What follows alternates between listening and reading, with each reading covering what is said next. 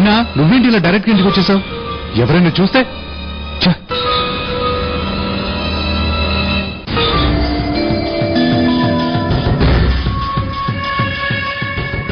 ఇది పంచలోహ విగ్రహం, పైన బంగారం పుచ్చి పూశారు.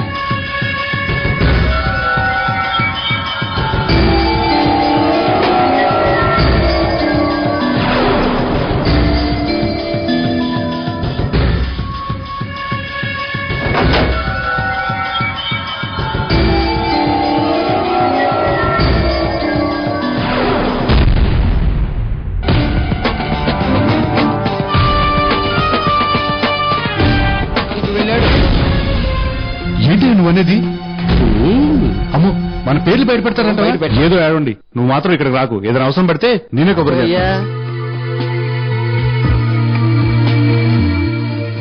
ఇక రాల్చో. నీకు మీదట అనేటట్టయితే నువ్వు వద్దు, నీ విగ్రహం వద్దు, పట్టుకో.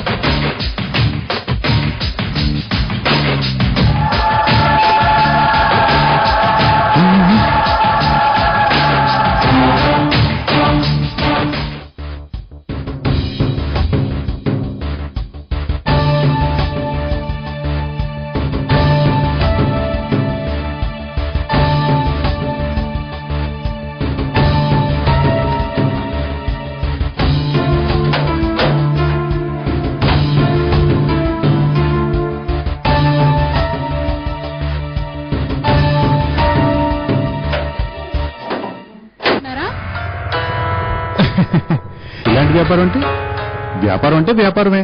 ఇలాంటిది అలాంటిదంటూ ఏమి ఉండదు. ఇక్కడ లాభం ఒకటే ముఖ్యం. మంచిదానా? గర్భగుడిలో ఉన్నంత వరకు దేవుడు, బయటకు వచ్చాక ఒక బొమ్మ. మన అంజలి ఆడుకునే బొమ్మల్లో ఒక బొమ్మ. మనం మట్టి బొమ్మలు కొనుక్కుని ఇంట్లో అందంగా పెట్టుకుంటాం.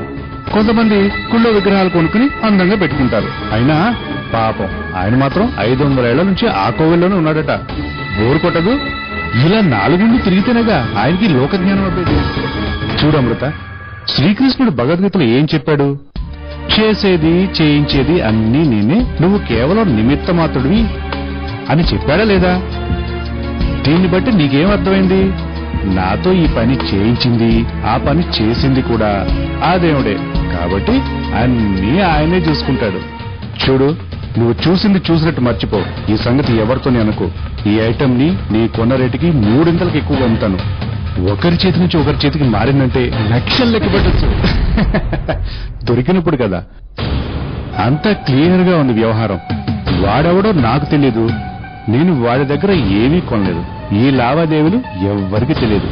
ఇంకెలా దొరుకుతాను? చూడబోతుంటే నువ్వే చెప్పేలా ఉన్నవే. చూడు, ఓవరాక్షన్ చేయకు. ఈ సంగతి ఎవరి దగ్గరైనా వాగేవనుకో, ఆ తర్వాత నీ మనిషిగా ఉంటుందా? రోజు ఆటోలో వెళ్లడం రావడం ఎంత ఖర్చు అవుతుందో ఆలోచించు. అది కాక నువ్వు ఇంట్లో లేకపోతే ఎంత ఇబ్బంది. అమ్మ పూజలు వ్రతాలు ఉంటుంది, అను కాలేజీకి వెళ్లిపోతుంది, నేను నా పనుల్లో తిరుగుతూ ఉంటాను.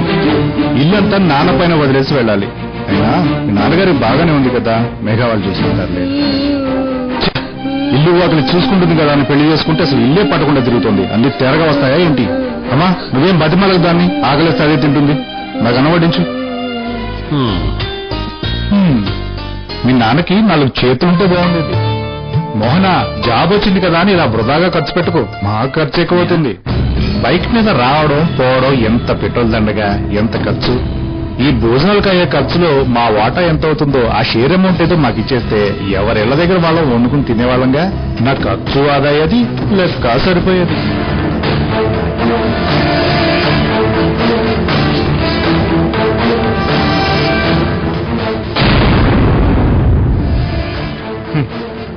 అమృత, డబ్బు ఇచ్చానే అనుకో, ఎలా తీరుస్తారు? మేఘ చదువుకుంటోంది, మోహనక ఇంకా ఉద్యోగం లేదు. ఇంకా మీ నాన్న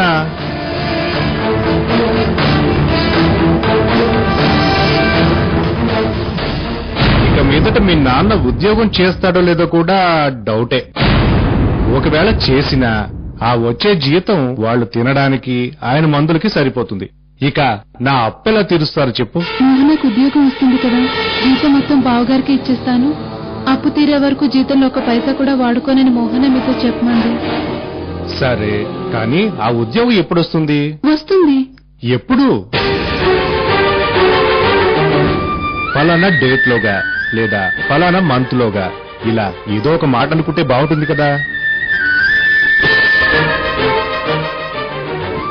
సో డబ్బులు తీసుకోవడంలో ఉన్న క్లారిటీ తిరిగి ఇవ్వడంలో లేదు.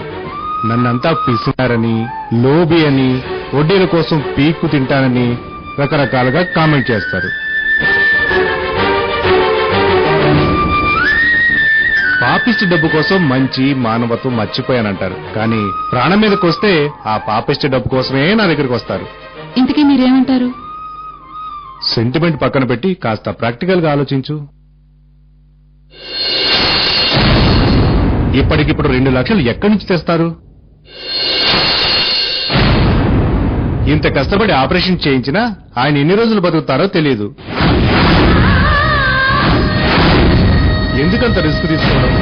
ఆ 2 లక్షల రూపాయలు 2 రూపాయలు వడ్డీకి ఇచ్చినా నెలకు 4,000 రూపాయలు వస్తాయి.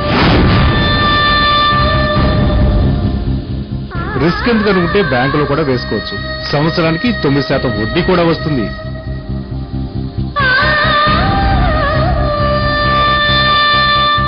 రేపు మీ ఇద్దరు చెల్లెళ్ల పెళ్లికి పనికొస్తుంది. అందుకని నేను చెప్పేదేంటంటే, ఇంకేమీ చెప్పకండి. సొంత మావగారు కదా, ఇదేమీ ఆలోచించరు. కొంచెం మానవత్వంతో సహాయం చేస్తారనుకున్నాను. ఎవరేమనుకున్నా నాకు లెక్కలేదు. నా లెక్కలు తప్పకూడదు అంతే. నేను ఇన్వెస్ట్ చేసే ప్రతి పైసాకు నాకు లాభం రావాలి.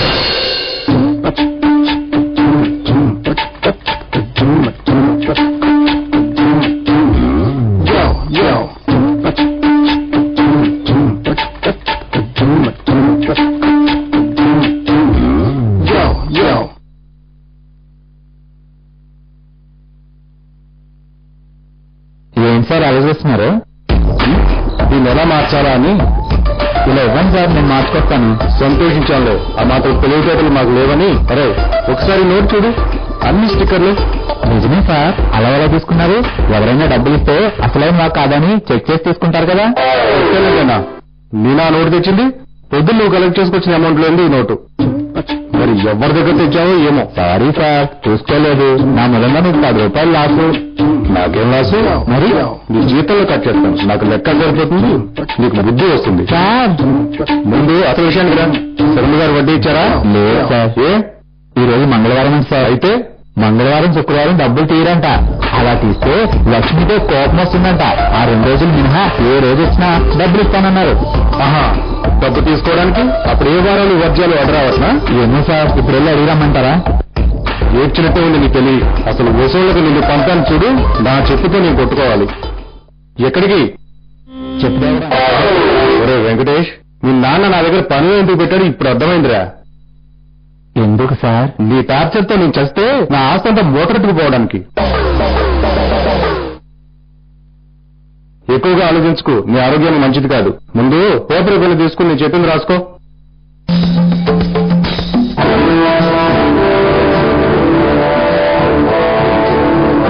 వర్ధనమ్మ గారి దగ్గర 2 నెలలు వడ్డీ రావాలి. లక్ష్మి గారు వచ్చి తండ్రి అదరా ఆ స్కూల్ టీచరు మొన్న 100 తక్కువ పంపింది. నాకు డౌట్. ఇంకెదుకురా అడుగు. మీకు ఈ లెక్కలన్నీ ఎలా గుర్తుంటాయి సార్? చూడకుండా టకటకా చెప్పేస్తున్నారు. కష్టార్జితం సొమ్ము నాయన, హార్డ్ అండ్ మనీ. ఇచ్చిన సొమ్ము అనా పైసలతో సహా వసూలయ్యేదాకా నాకు నిద్ర.